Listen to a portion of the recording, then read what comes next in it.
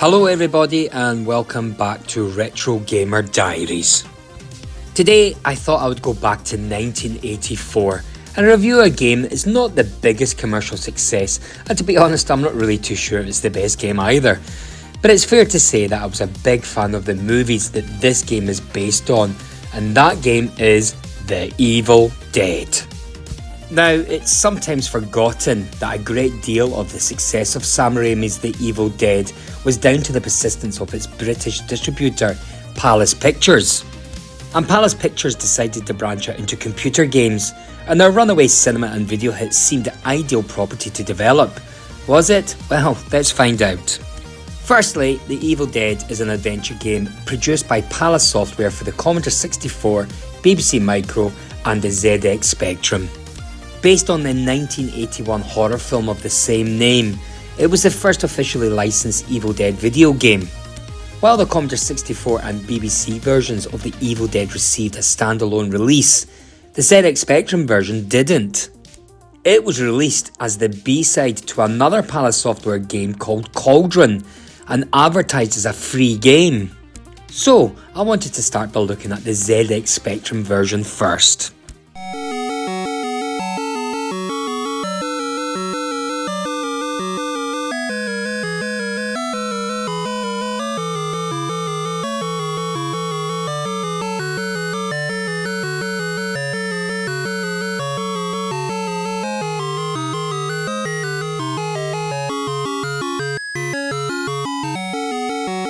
So, we've got a movie licence. We've also got a green mutant woman who looks like the product of a drunken one-night stand between Alice Cooper and Shrek. His name may be misspelled as Ashley through the game, but don't let this fool you. In this game, you play as Ash Williams, Deadite Slayer Supreme, master of the wisecrack and extremely slipshod time traveller. And for those who have never seen The Evil Dead, it's an age-old story. Group of kids travel to the cabin in the woods and accidentally unleash a dread force of unspeakable supernatural evil. Demons start possessing the hell out of anything nearby. Evil trees overstep some personal boundaries. There's loads of gore and it doesn't really end well for anyone. The legend Bruce Campbell plays Ash, and both actor and character went on to become cult favourites, with Campbell appearing in 2 Evil Dead sequels and a host of spin-off projects.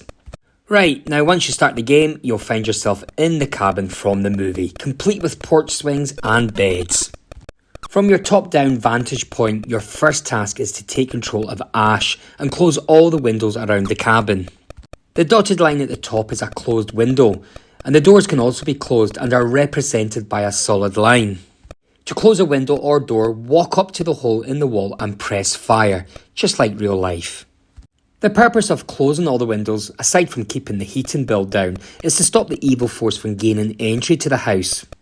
In the movie, the evil force is an unseen, force that floats around and does various evil things. Look, it doesn't have very well-defined goals, alright? In the game, however, it is represented by what looks like a pile of cooked spaghetti, hurled to the ground by someone with an uncontrollable hatred for Italian food. Terrifying, yeah? Okay, it's easy to mock the limitations of the graphics, but the evil force will kill you the second you touch it. So if you're going to mock it, at least don't do it to its face, or in this case, lack of a face. Now try your best to keep the evil force out of the cabin, because once it gets in, and it always gets in, the first thing it'll do is fly over to one of your friends and turn them into a mutant. Okay, so Ash is the broad-shouldered white fella at the top of the screen, while the grey clone of Ash just below him is one of his friends in a blissfully unmutated state. And that green person in the zombie-like pose? Yes, that's your mutant. Ash may not be overly blessed in the intelligence department, but he does know what to do with a mutant when he sees one. Dismember it in as much gory as a manner as possible. However, to do that, you'll need a weapon, so go and pick up one of those various deadite bashing tools that randomly appear around the cabin and get to work.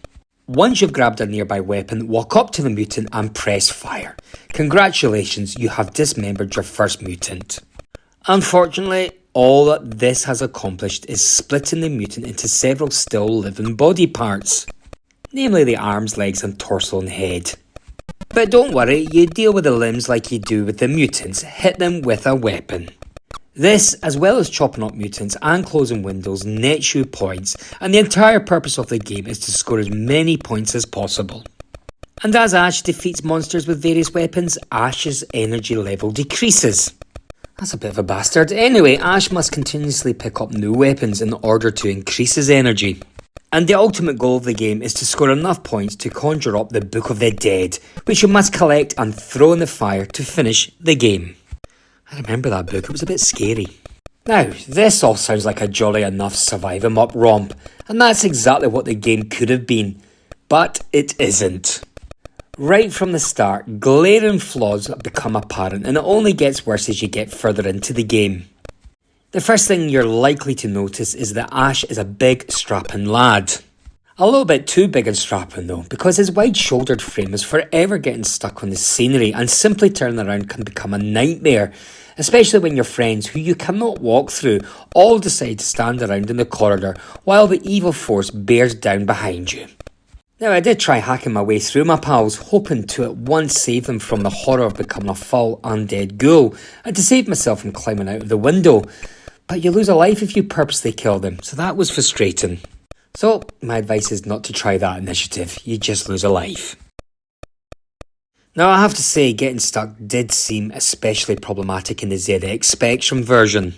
I suppose the only thing that saved me from having to quit the game and start again is the fact that the doors and windows randomly opened and closed themselves. I think it was that evil force doing that. So, I just had to wait there for 10 minutes until the window magically flung itself open. In retrospect, I should have quit the game and restarted. I mean, 10 minutes is a long time to wait. Or just quit the game.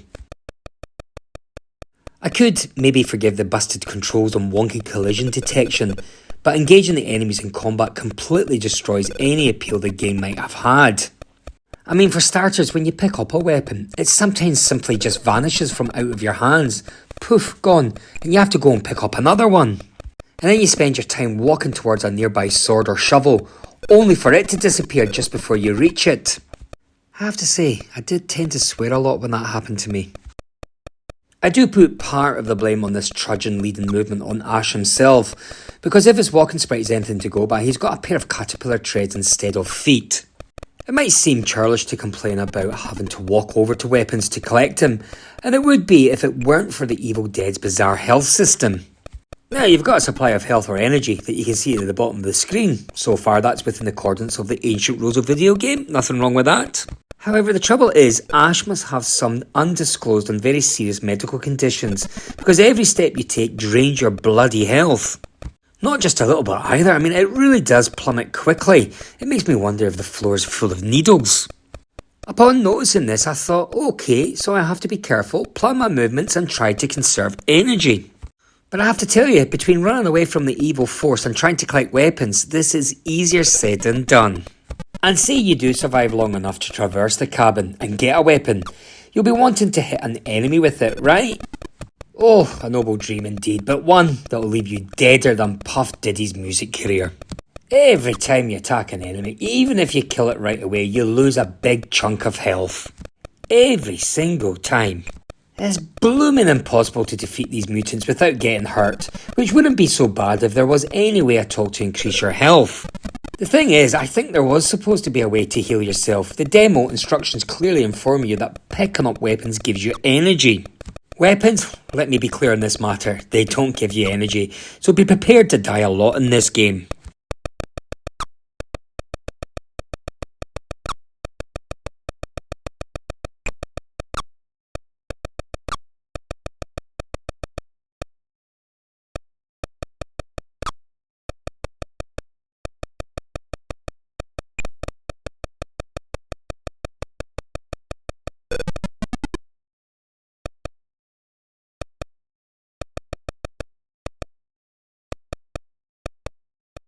Right, okay, so let's have a look at the Commodore 64 version.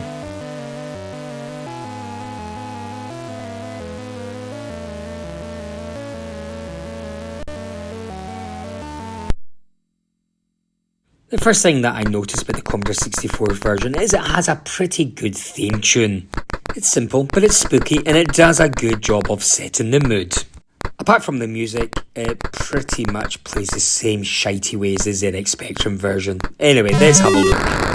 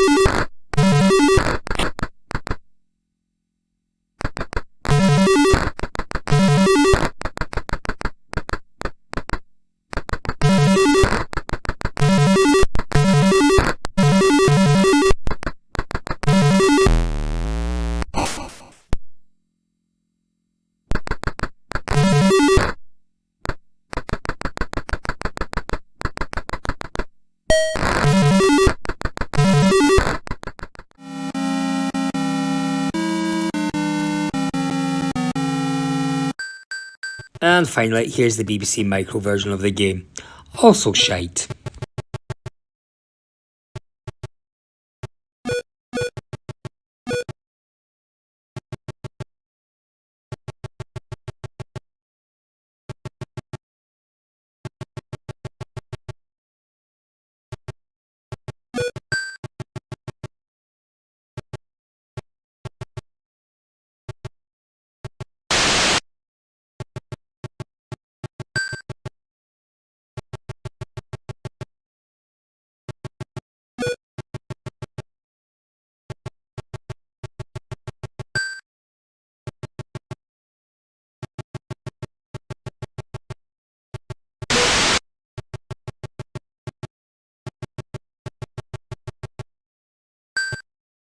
So, what was the reception for this game?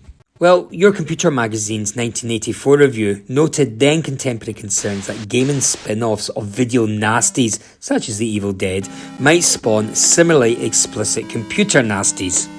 However, it considered the game itself allayed any such fears, saying you might have wondered if home computer graphics were capable of the sort of gory special effects video nasties trade in. The magazine then goes on to say that The Evil Dead would confirm your doubts. There is nothing here to keep even the most unworldly 12-year-old awake at night.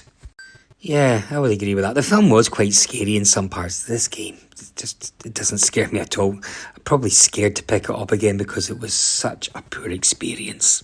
But despite this, the magazine then goes on to say that the game's similarities to Attic Attack being noted, the review was generally positive, considering the graphics excellent, bloody hell, and stating that there was enough variety in it to keep the interest alive. Jesus, that's bollocks, isn't it? And then in 2004 retrospective, Retro Gamer stated that while the game was simplistic by current standards, it was fun to play, for about 5 minutes anyway. I do agree with that. So, what's my overall conclusion of this game? Well, how would I conclude this game? What do I think of this game? Well, first of all, I really wanted to like The Evil Dead, not just because I'm a fan of the movie, but because it could have been good. An against all odds battle against the marauding forces of demonkind, with an emphasis on defence and survival, would have made for an interesting take on the source material, much more interesting than the usual side-scrolling platformer. But in the end, The Evil Dead's many flaws weigh the game down and eventually crush the fun right out of it. For me, it's an interesting 5 minutes worth of playtime, wrapped around an almost good idea, but in the end, it has to go down as a missed opportunity. Sadly, this was one to be filed under interesting failures. The elements didn't quite gel and the gameplay was somewhat clunky. I mean, let's not forget, the ZX Spectrum version clearly disappointed Palace, who eventually gave it away as a free game with that Cauldron in 1985. I have to say, that Cauldron's a superb game. Maybe I'll cover that in a later date. That's a good game. It's certainly better in this game. God, honestly, it's pish.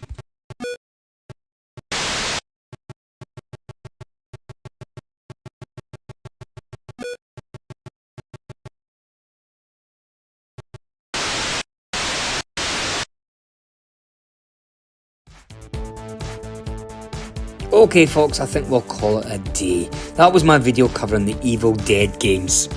Let me know if you've played this game and what do you think about this game? What is your thoughts? Let me know if you agree or disagree. Also, please remember to press that like button, share and even better, subscribe to my channel. Again, thanks for watching, very much appreciated. Until my next video, take care of yourselves and I'll see you all very soon. Bye bye.